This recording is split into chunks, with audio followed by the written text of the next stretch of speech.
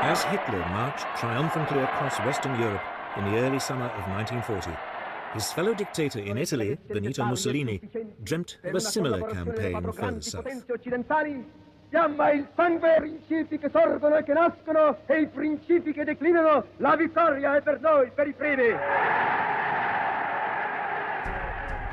His dream was to build a new Roman Empire that would see Italy expand not only along the northern Mediterranean coast, but south through North Africa. He would turn the Mediterranean into Mare Nostrum, our sea. But it was a dream that would turn into a disaster. It would lead, in due course, to Mussolini's death and fatally overextend his German ally.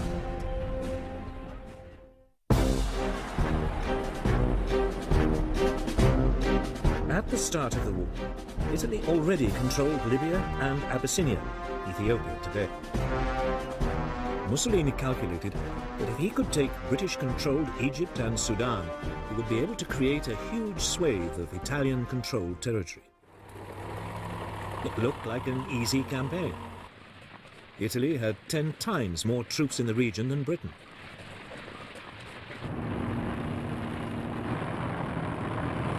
In September 1940, Mussolini invaded Egypt and captured the small coastal town of Sidi Barrani.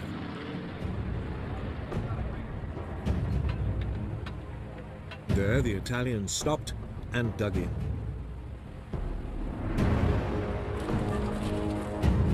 Britain gathered all available forces for a counterattack. On December the 6th, 1940, they moved in across the desert.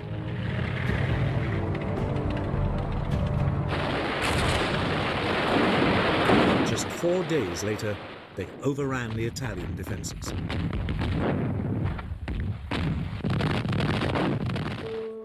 Nearly 40,000 Italians were taken prisoner.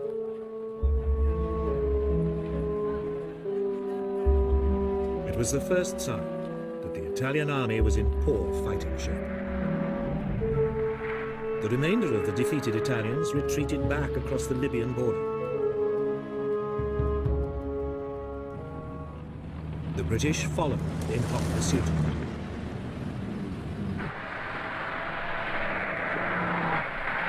In barely a month, the Western Desert Force, as it was called, had advanced almost 600 miles across Libya.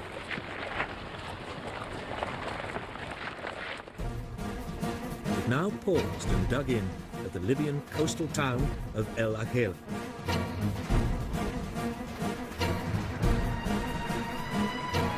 Almost half of Italy's Libyan empire had been seized and over 100,000 Italian troops taken prisoner.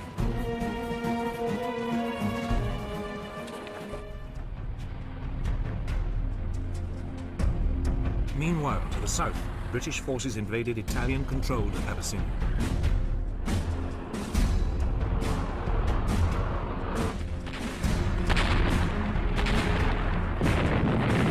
The fighting lasted for nearly 12 months. The rugged terrain made communications and transport difficult. But in the end, the Italians were forced to surrender. But even as Abyssinia was being secured, Mussolini's empire building was causing problems in another part of the Mediterranean.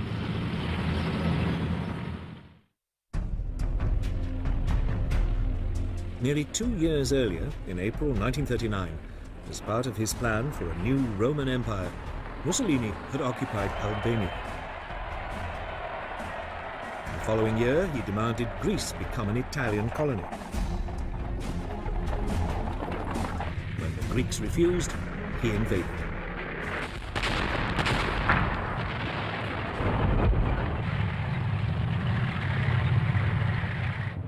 The Greeks were outnumbered more than 2 to 1, but they swiftly turned back the Italian advance.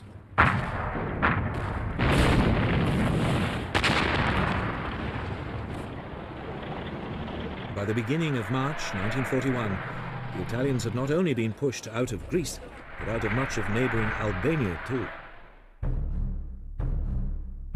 Britain's Prime Minister, Winston Churchill, promised help so the Greeks could finish the job. but Britain's forces were already heavily committed elsewhere. So it was that the British units in North Africa were told to abandon their Libyan adventure and ship much of the force across the Mediterranean to Albania. As the Italian troops were now pushed back, Mussolini's Balkan ambitions fell apart. The Italians were in deep trouble.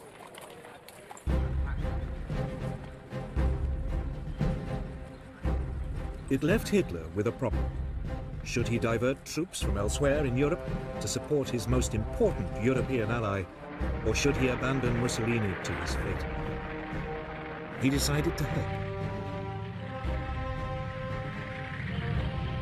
In April 1941, over 500,000 German troops swept down into Yugoslavia and Greece.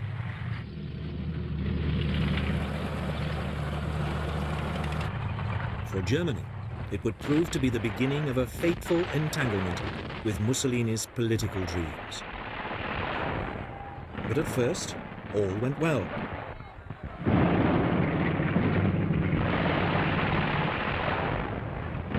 The Greeks, despite British help, were unable to hold the Germans back, and in late April, the Axis forces captured the Greek capital of Athens.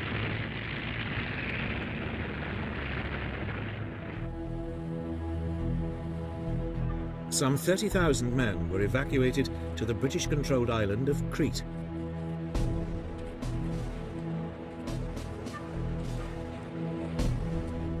Hitler decided to flush them out.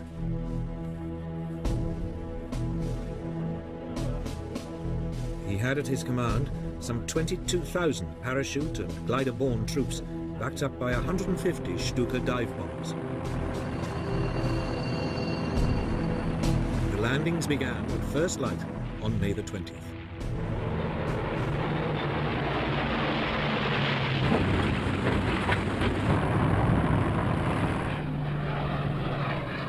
To begin with, they focused on the main airfields. The Allied forces were overstretched. There were incessant German air attacks.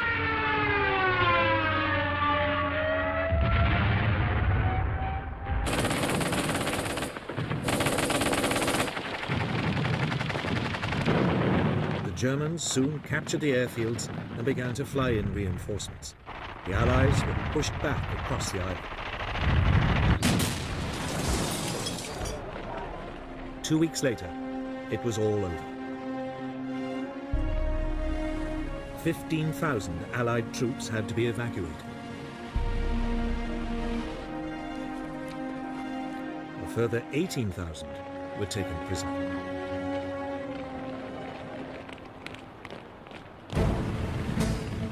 The Axis powers now controlled much of the Mediterranean and the critical supply routes to North Africa. It looked as though Hitler's decision to support Mussolini had paid off.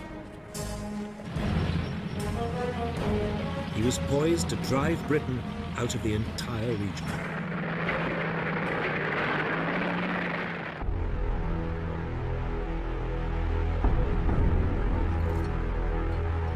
In February 1941, a junior German general arrived at the Libyan port of Tripoli. Erwin Rommel was one of the rising stars of the German army and had been chosen by Hitler as the man to rescue his Italian ally and retake North Africa for the Axis powers.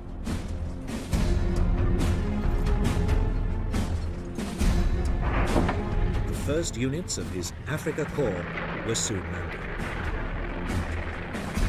Some 16,000 men and over 100 tanks had been diverted from the European front. The Axis forces rapidly outnumbered the British troops, depleted by the war in Greece and Crete.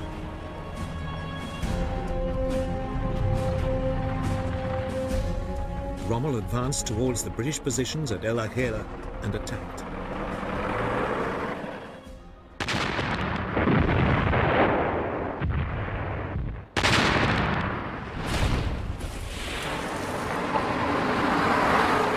As the British fell back, Rommel pursued them.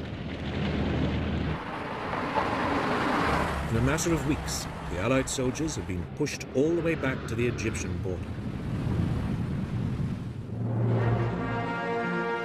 But in the retreat, a division of Australian troops had been cut off by the Germans in the Libyan port of Tobruk.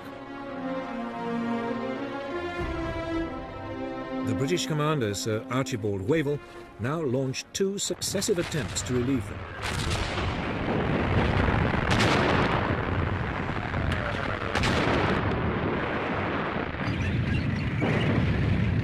Both were fought off by Rommel's now well-encamped troops. The Germans massively outgunned the British.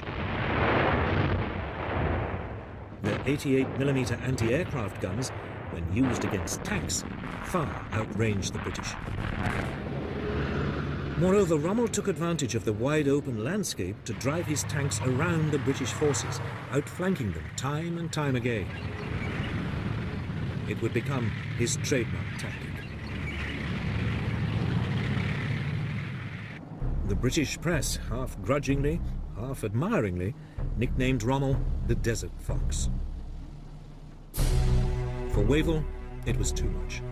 Now exhausted, he was replaced by General Claude Auchinleck. Auchinleck came under immediate pressure to try again to relieve the Allied troops in Tobruk. But he refused until his forces had been reinforced.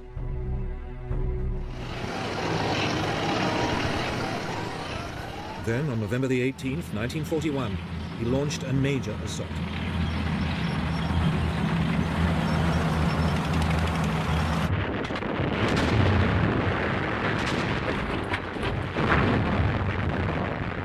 Operation Crusader, as it was called, started with a lengthy armoured dogfight.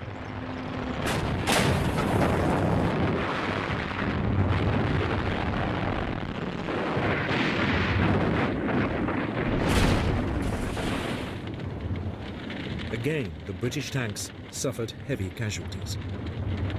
But the infantry slowly moved forward. Finally, after a month of confused fighting, Rommel retreated. Tobruk had been relieved. The Axis units fell back along the coast, all the way to their starting point at El Agheila.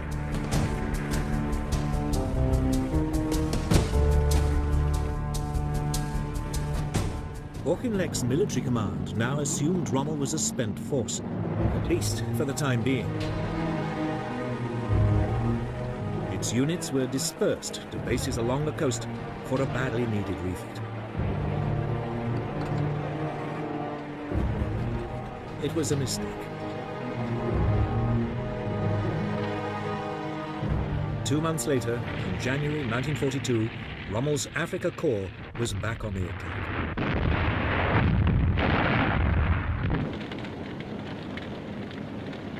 It quickly brushed aside the forward units of a now unprepared British army. The chase along the coast of Africa began all over again. The Allies fell back towards a new defensive line just west of Tobruk. Here, a series of defensive positions, known as the Gazala Line, were constructed. Rommel attacked it at the end of May 1942.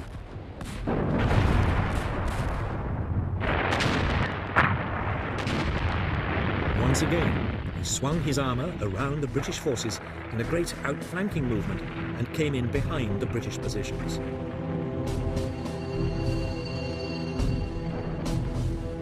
But this time the British were prepared for it and tried in turn to outflank Rommel.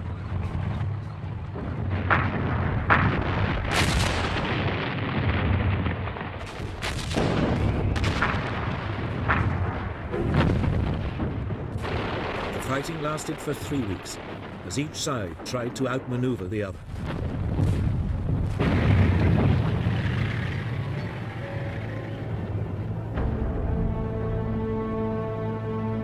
Eventually, the British were forced to retreat. 3 days later, the Germans overran the Allied positions. Rommel pressed home his advantage.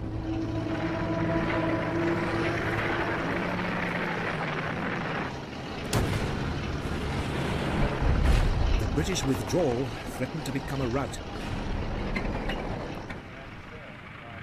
Finally, Auchinleck turned to face his enemy at the Egyptian village of El Alamein. His southern flank rested on the Qattara Depression, an area impassable to tanks.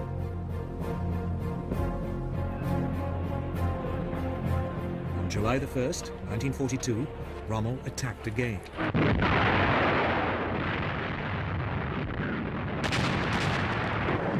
But this time, the British defences held.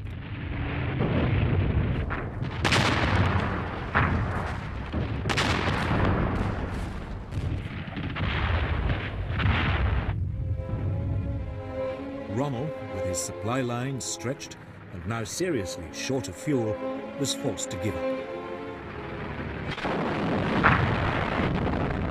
Now Auchinleck attempted a counterattack. For the rest of July, the two sides pushed at each other like exhausted boxers.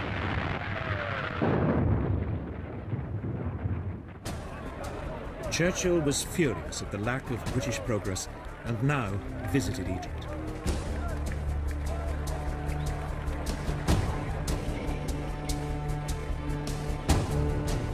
It was time for yet another change of leadership. Auchinleck was replaced by not one, but two generals. General Harold Alexander as Commander-in-Chief near East, and General Bernard Montgomery as Commander of 8th Army. The British and Axis forces had fought each other to a standstill. There was no clear winner, and the fate of North Africa still hung in the balance. Everything would now depend on whether the British could throttle the Axis supply routes across the Mediterranean.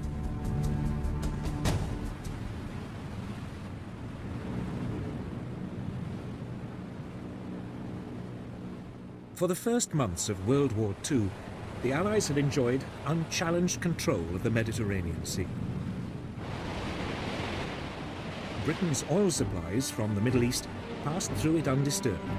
Communications with the Empire in India and the Far East were secure.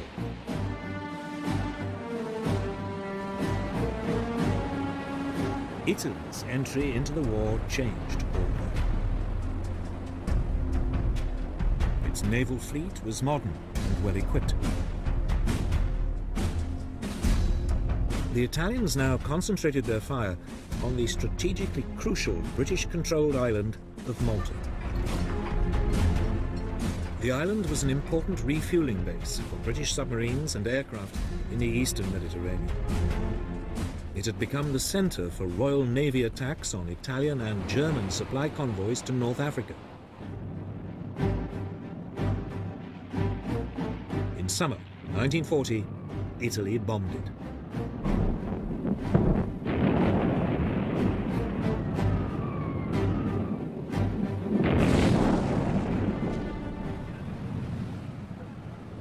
It was the beginning of a 2-year assault, which would inflict terrible suffering on the island's population.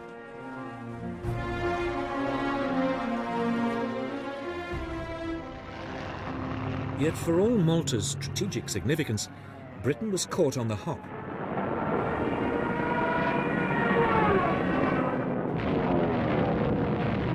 There were no fighter aircraft on the island to beat off the attacks.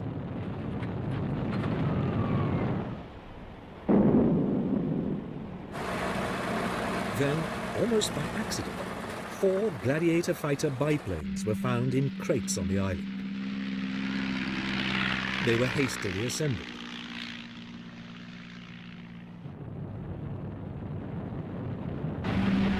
The aircraft put up a fierce resistance. For 3 weeks, the fate of Malta remained uncertain.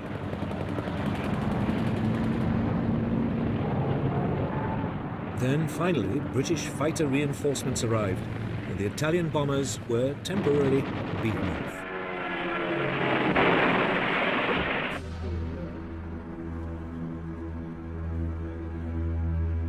But it was now obvious to the British that they had to do something if they were to keep a toehold in the region.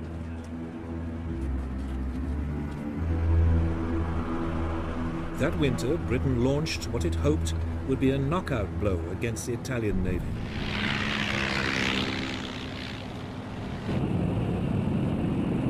On the evening of November the 11th, 21 Swordfish torpedo bombers lifted off an aircraft carrier.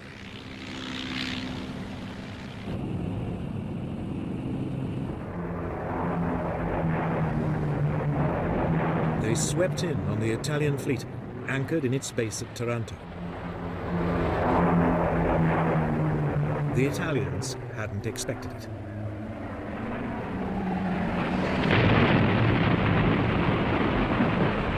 Three of Italy's 6 battleships were crippled. 4 months later, Britain struck again. The Italian fleet was again caught off guard off the coast of Greece. The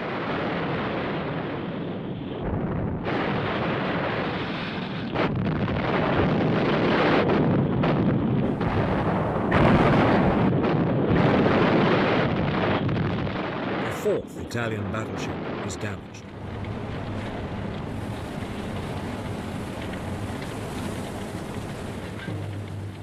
Mussolini's challenge to the British Navy was finished. It was a turning point for Hitler, too. It was now clear that Italy could no longer be depended on to maintain control of the Mediterranean. It meant his supply lines to North Africa were at risk of being cut off. Germany decided to take a direct hand.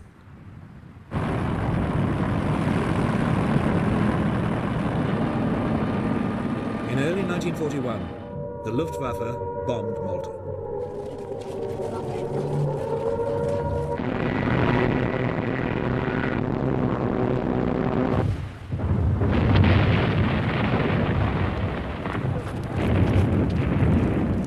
The island took another severe battering.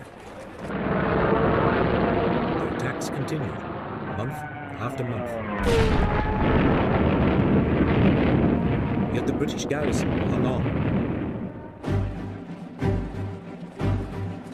During an interlude in the German bombardment in autumn 1941, it even managed to step up its attacks on the Axis supply convoys to North Africa.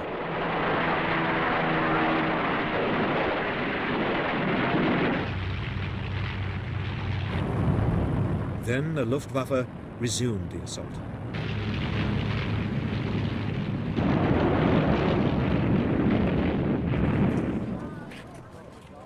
But despite the battering, the people of Malta held on.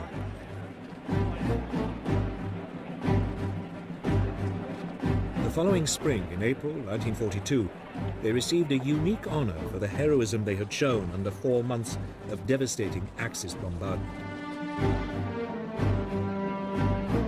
The island was awarded the George Cross, Britain's highest award for civilian courage.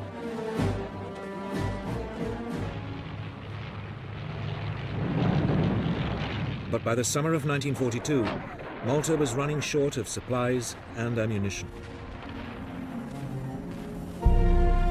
In mid-June, the British Navy sent convoys from Gibraltar and Egypt to relieve it. But the Germans were waiting.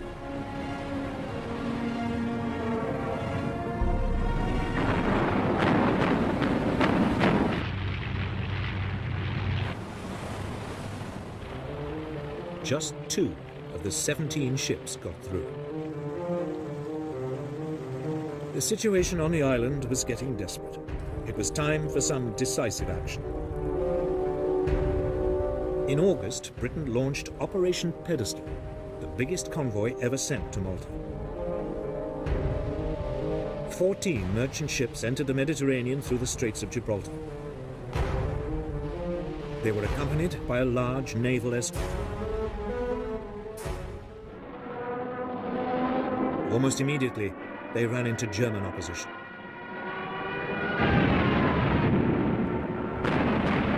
For 3 days, there was a ferocious sea battle as Axis submarines and aircraft attempted to stop and sink the convoy.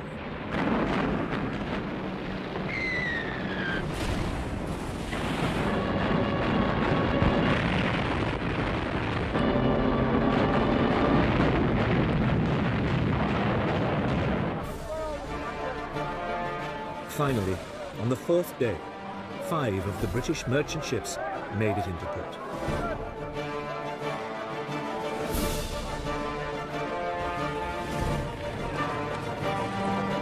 They brought with them just enough supplies to keep the island going. Malta had been rescued.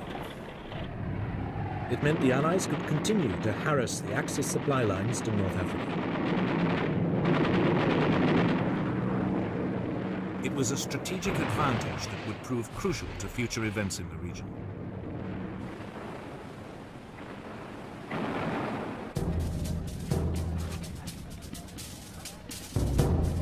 In North Africa, Churchill's orders to his new team, Generals Alexander and Montgomery, were simple: destroy the army commanded by Field Marshal Rommel.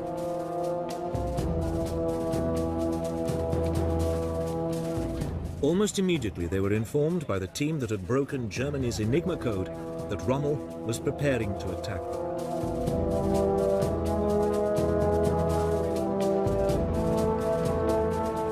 Montgomery assumed the Desert Fox would try another of his outflanking moves and fortified the ridge of Alam Halfa, just to the southeast of El Alamein. It was, he hoped, the rock on which the Axis forces would be broken.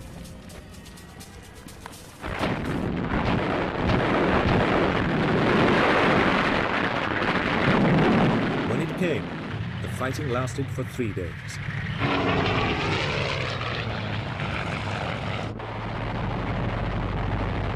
This time, Allied ground forces were helped by air power. The RAF played havoc with the advancing German tanks. Rommel was forced to give up, and, short of fuel again, he pulled back.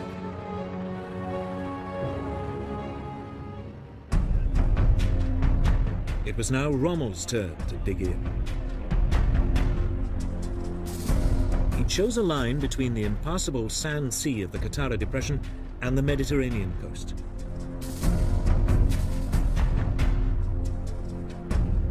Great belts of minefields were covered by artillery. Rommel's panzer divisions were held back as a mobile reserve to destroy any Allied breakthroughs. Montgomery was well aware it was a formidable barrier. He also knew it was impossible to outflank it. His only option was to punch his way directly through the middle of the Axis defenses. He was helped by a flood of new equipment from the United States, which included the new American Lee and Sherman tanks with 75mm guns. At last, the Allies had a weapon which could match the Germans.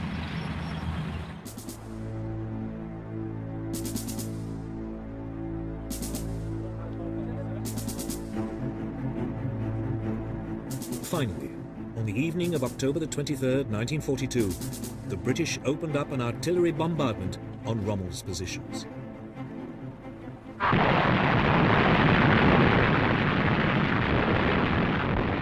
The Battle of El Alamein had begun.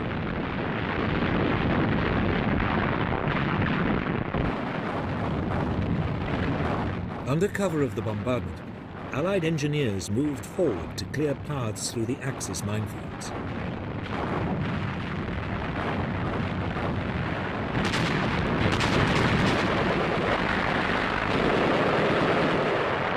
British, Australian, New Zealand and South African divisions fought to drive a hole through Rommel's defences.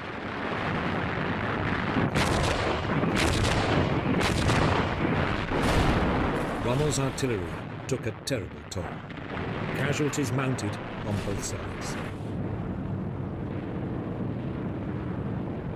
The Axis forces were harried by Allied air power.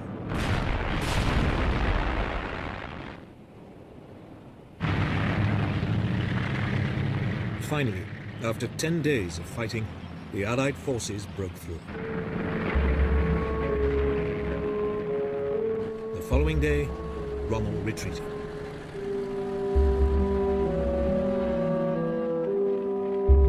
It was Germany's first major defeat at the hands of the Western Allies. Churchill was triumphant. This is not the end. It is not even the beginning of the end. But it is perhaps the end of the beginning.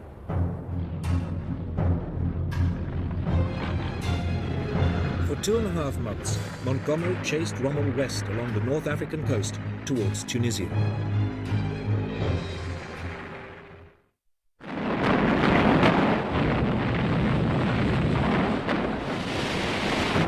Meanwhile, an Anglo-American force had landed 1,000 miles to his rear in French North Africa, Morocco and Algeria today.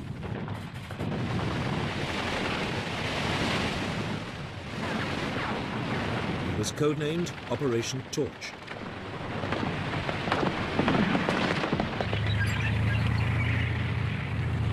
The Allied First Army was soon moving eastwards towards Tunisia.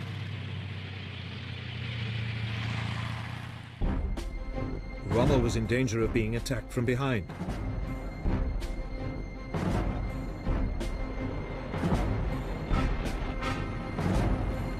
Over the next few days, the Germans flew in tens of thousands of troops from Europe to save Rommel and shore up the German position in North Africa.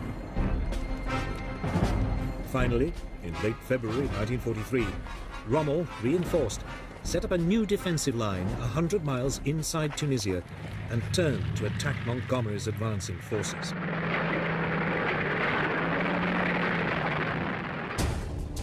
But Montgomery had been forewarned by the Enigma codebreakers, and his troops were waiting as the German tanks rolled forward.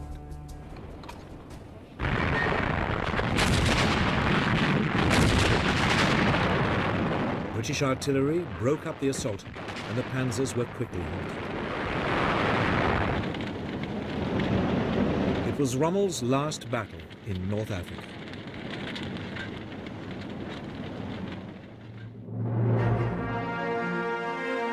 He now returned to Germany to beg Hitler to abandon the North African campaign. But Hitler refused.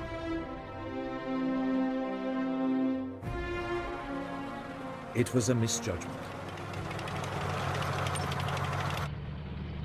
As Montgomery's 8th Army now pushed up from the south, the Anglo-American First Army squeezed in from the west. On May the 7th, US forces took the port of Bizerta. The British 7th Armoured Division, the famous Desert Rats, drove into Tunis.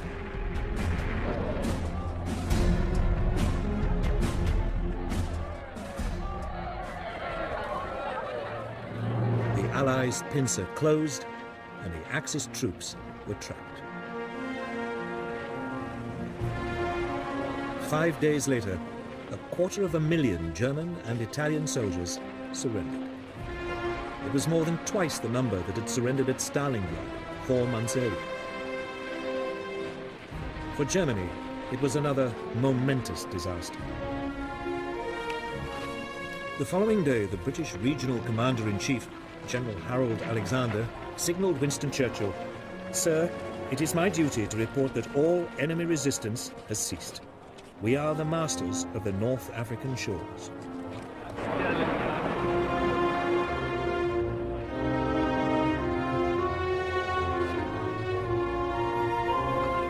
Mussolini's gamble in North Africa had taken a terrible toll on German resources.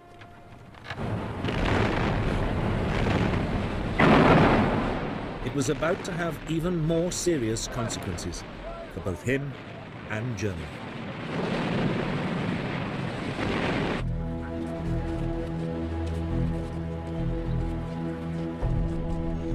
In January 1943, at a conference in the Moroccan city of Casablanca, Churchill and Roosevelt agreed to open a new front on German-dominated Europe.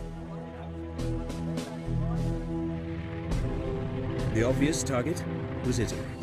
seriously weakened by its North African failures. The only question was, where should the invasion begin? Should the route go via Sardinia or Sicily? The Allied High Command chose the Sicilian route, but to throw the Germans off the scent, they organized a deception plan.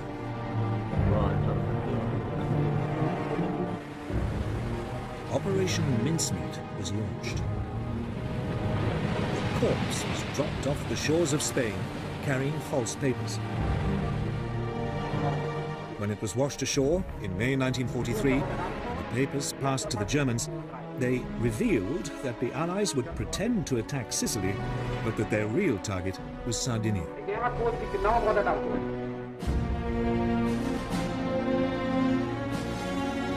Enigma code breakers soon confirmed the Germans had fallen for it.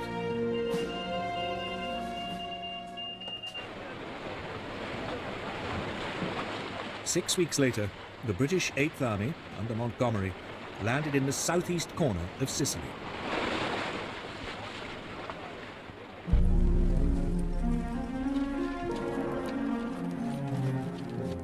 The Italian coastal troops presented few problems.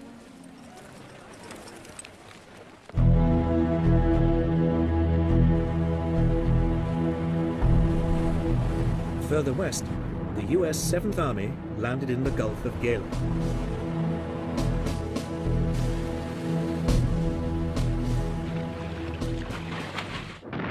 The Italian resistance was again overwhelmed.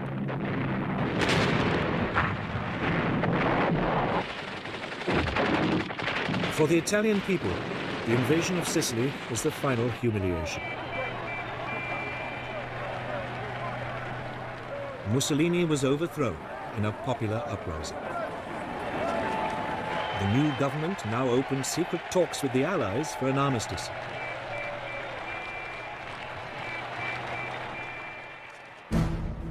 For Hitler, it was another nightmare.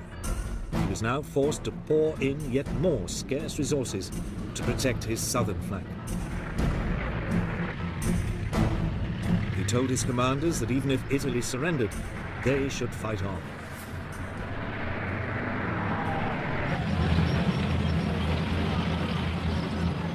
Within 5 weeks, the Germans had been pushed out of Sicily. The Allies now crossed to the mainland and pushed up through the country.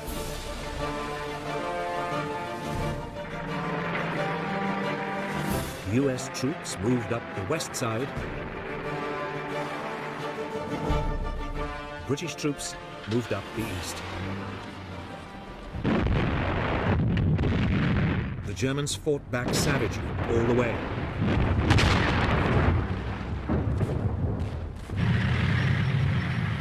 Even so, Naples fell to the Allies on October the 1st, 1943.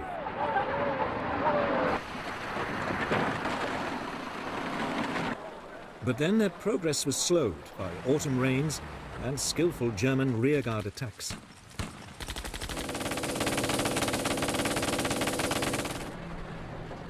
It was not until the end of November that Allied forces finally reached the Gustav Line, the first of a series of German defensive positions cutting across Italy. British troops managed to break through at the eastern end of the line, but winter was setting in, and bad weather forced them to halt.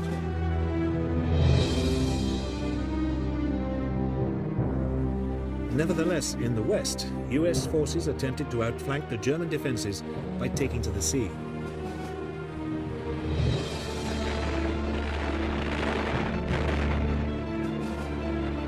They landed January the 22nd, 1944, 60 miles to the north at the point of Anzio.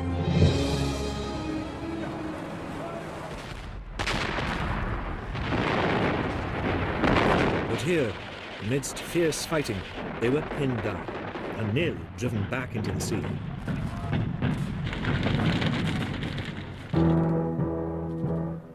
The Americans remained trapped at Anzio for the rest of the winter and into the spring.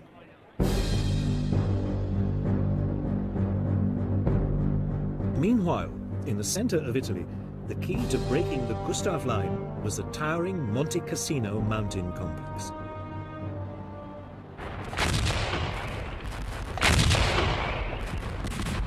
As spring came, there was a series of attempts to capture it.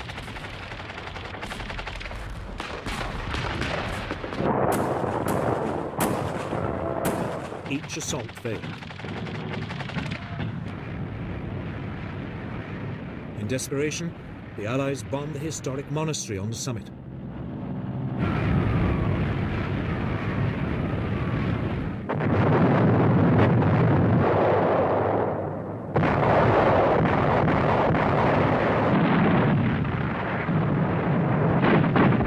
But the Germans hung on.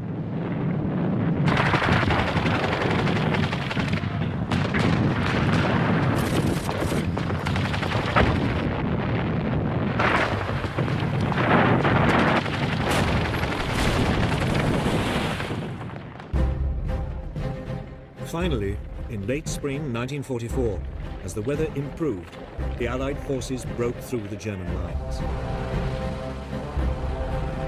Simultaneously, the Americans broke out of Anzio.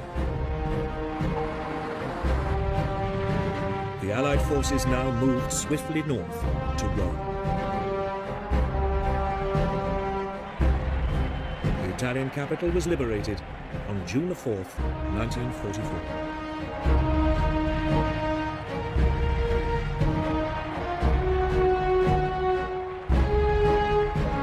For Hitler, it was another blow.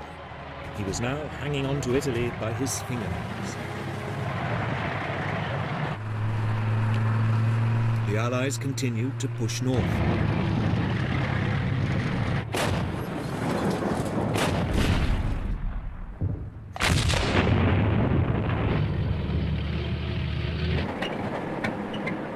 The German defenders finally fell back to the formidable Gothic line, just north of Florence.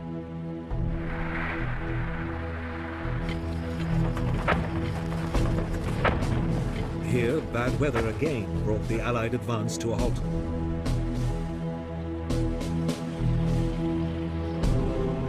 It wouldn't be until the spring of 1945 that the campaign could resume, and Italy was finally won.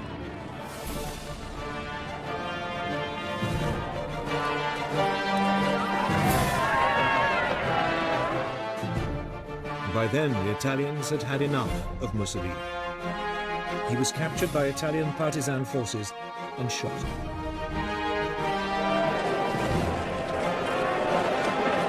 His corpse was hung by its heels in Milan. Mussolini's war had been a catastrophe for himself and his country. It had also left the German southern flank dangerously exposed. The German army was now overcommitted, short of troops, and retreating on all fronts.